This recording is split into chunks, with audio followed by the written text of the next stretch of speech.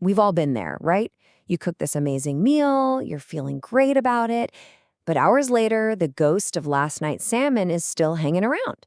It's so frustrating. But what if I told you there's a science to kicking those smells out for good? Well, let's dive into the ultimate battle plan to win the war on kitchen stink. So you've done all the right things. You scrubbed the pan, took out the trash, wiped every counter down. So why does it still smell?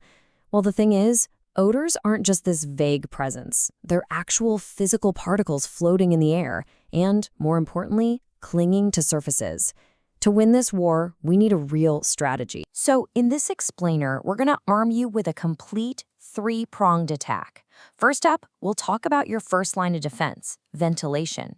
Then we'll get into why you have to clean, not just cover up smells. After that, we'll explore the magic of natural neutralizers. And to wrap it all up, we're going to peek at the actual science of stink so you know exactly what you're up against. All right, part one. This is probably the most important strategy of all because it's all about stopping smells before they can even settle in. We're talking about ventilation, and not just as an afterthought, but as a crucial part of the cooking process itself. Think of it this way. When you cook, you're basically creating a little bit of pollution right in your kitchen. You're releasing moisture, tiny grease particles, and of course, those odor particles into the air. Ventilation is simply the act of physically kicking those pollutants out of your house. It is your first and honestly, your best line of defense. Now, this is a really critical point that a lot of people don't realize. If you have a ducted hood, the kind that vents all the way to the outside, that's the absolute champion. It physically ejects all those nasty particles from your home. A ductless hood, on the other hand, just sucks air up, pushes it through a filter, and then blows it right back into your kitchen. It might catch a little bit of grease, but it's not really getting rid of the problem. But what if you don't have that fancy ducted hood? Don't worry, you're not out of luck. The key is just creating airflow. Grab a portable fan and point it out a window or a door. A good air purifier, especially one with a carbon filter, can be a huge help too. The goal is always the same. Get that contaminated air moving out. Okay, so you've ventilated. Awesome. But let's be real. Some of those smelly particles have probably already landed. So now we move on to our second strategy, a targeted cleaning mission to destroy the places where odors love to hide. You gotta remember, smells need something to stick to, and that something is almost always a super thin film of grease or microscopic bits of food. You might not even be able to see it, but trust me, it's there, acting like sticky flypaper for odors. Our main targets? You guessed it, the sink drain, the garbage disposal, and the trash can. The garbage disposal is often ground zero for that kitchen funk. So here's a pro-level cleaning routine. First, safety first, cut the power. Now the part everyone misses. Get a brush and really scrub the underside of that rubber splash guard. It's gross under there.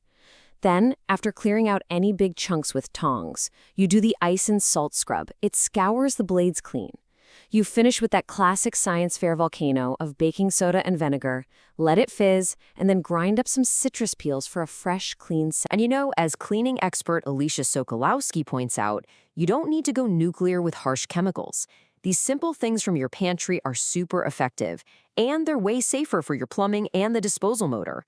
A little regular maintenance goes a long, long way. And don't just stop at the sink. Your cutting boards can hold on to smells, so scrub them with coarse salt and a lemon half to pull those odors out.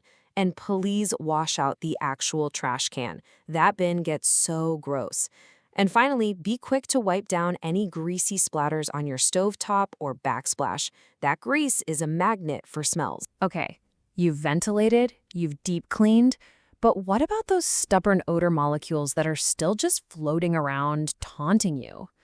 Now we move to our third and final strategy, neutralization. Forget those chemical air fresheners that just try to cover up one smell with another stronger smell.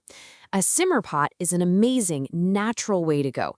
You just boil some water and toss in some nice smelling things, like citrus slices, cinnamon sticks, whatever you like. The fragrant steam fills the air and actually helps counteract the bad smells. So here's the cool science behind that classic tip. You've heard it a million times. Put an open box of baking soda in the fridge. But do you know why it works? It's simple chemistry. Most bad smells are acidic. Baking soda is the opposite. It's alkaline. When they meet, a chemical reaction happens that neutralizes the acid, basically changing it into a new, non-smelly compound. How cool is that? And here are two other heroes from your pantry: vinegar and coffee grounds. If you simmer a little vinegar in water, the acetic acid it releases helps neutralize odors in the air. And a bowl of used, dry coffee grounds works wonders because the nitrogen in the coffee is amazing at absorbing those sulfury smells, like from onions or garlic. Want to level up? Here are a couple of expert hacks. For a real 2-for-1 punch, simmer the vinegar with a cinnamon stick.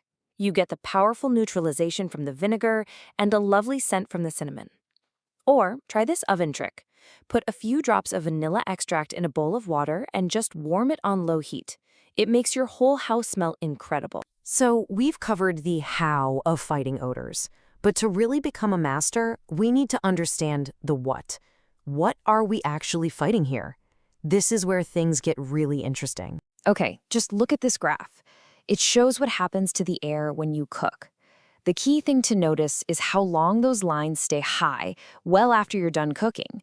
Those odor particles, they don't just disappear into thin air. They stick around for a long time. Now get ready for a mind-blowing fact that really puts this in perspective. A single tiny particle of cooking oil aerosol, and we're talking microscopic here, can take 1,100 minutes to fall just 1 foot in still air. That's over 18 hours. They're basically just floating there, almost indefinitely until you do something to get them out. So here's the bottom line. Cooking creates two types of troublemakers. You've got the big splatter particles that you can sometimes see, and they fall pretty fast. But the real enemy, the invisible one, is these tiny condensation particles. They form when oil vapors cool down, and they're the ones that can float for hours, carrying those smells all through your house. And this leads to a really fascinating insight from environmental scientists. They found that when you look at the air quality in your kitchen, the biggest factor isn't necessarily whether you're using a gas or an electric stove. The real driver is what you're cooking. The emissions from the food itself are the major source of those particles. And that brings us right back to where we started. If the main problem is the particles coming off the food, then the single best solution is to get those particles out of there at the source. The ultimate weapon, no matter what stove you have or what food you're cooking, is powerful, effective ventilation. So let's just recap our simple, powerful game plan. Number 1. Attack the smells at the source with ventilation while you cook. Number 2, clean the surfaces and drains where grease and residue trap those smells. And number 3, neutralize any odors that are left hanging around with natural absorbers. Attack, clean, neutralize. That's it. So now you have a full arsenal of knowledge. You're completely equipped to conquer any funky smell your kitchen can throw at you. The only question left is, the next time an odor strikes, what's your first move going to be? Attack, clean, or neutralize? The good news is, now you know how to do all three.